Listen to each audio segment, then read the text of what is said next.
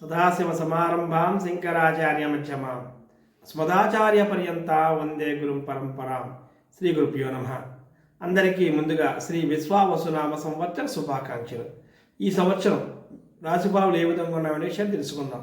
మీనరాశి వారికి రాశి ఫలములు తెలుసుకుంటున్నాం. మీనరాశి వారికి ఆదాయం 5, వ్యయం 5, రాజ్యపూజ్యం 3, అవమానం 1. ఈ రాశి వారికి గ్రహ సంచారాన్ని మనం పరిశీలించినట్లయితే అర్ధాష్టమ స్థానమందు గురుడు, అదేవిధంగా జన్మస్థానం శని సంచరించడం. జన్మస్థాన శని సంచారం వల్ల సాహసోపేతమైన కార్యక్రమాలు చేయుదురు. కొన్ని మానసిక ఇబ్బందులు, ఆర్థిక ఇబ్బందులు, కొద్దిపాటి ఇబ్బందులు ఉన్నాయని చెప్పొచ్చు. అయితే వీరు ధైర్య సాహసాలతో ఏ పనులైనా చక్కబెట్టుకుని వచ్చే అవకాశాలు ఉంటాయి. ఇక వ్యాపారస్తులకు మాత్రం మధ్యమమైన ఆదాయ మార్గాలు ఉన్నాయి, అంతగా లాభాలు కనిపించట్లేదు. వ్యవసాయదారులు కూడా ఆదాయ వ్యయాలు సమానంగా ఉంటాయి. ఏదైనా కొద్దిపాటి ఆదాయం రెండో పంటలో కనిపించే అవకాశాలు మనకు కనిపిస్తున్నాయి. కాబట్టి వీరు తగు విషయాల్లో జాగ్రత్త వహించవలను. అధికమైన పెట్టుబడులు పెట్టకుండా వ్యవసాయాలు చేసుకున్నట్లయితే ఇబ్బందులు ఉండవని చెప్పవచ్చును. ఇక తదుపరి కాలంలో గురుడు కర్కాటక రాశి సంచారణగా పంచమస్థాన సంచారం సమయంలో మాత్రం వీరికి మంచి శుభ ఫలితాలు ఉంటాయని చెప్పవచ్చు.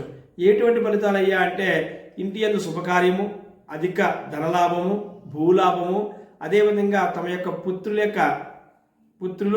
యొక్క వివాహం చేసే అవకాశాలు కల్పిస్తున్నాయి.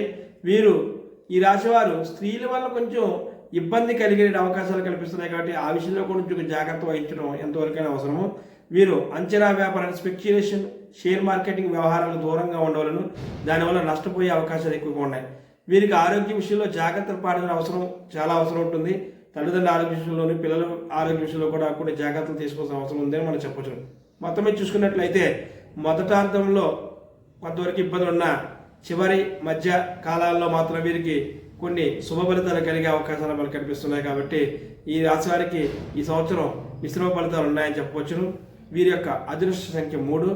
వీరు కలిసి వచ్చే వారము గురువారము, అదేవిధంగా ఆదివారము, బుధవారం. వీరు కలిసి వచ్చే రంగు పసుపు, ఎరుపు, నీలము.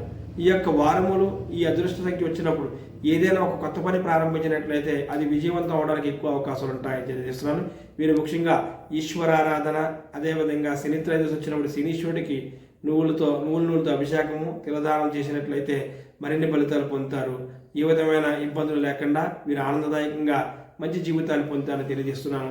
చతుసాగర పర్యంతం గోపురాముల శుభం భవతు స్వస్తి. ఇట్లు మీ ఐ వెంకట సిద్ధాంతి, శ్రీ గురుపీఠం.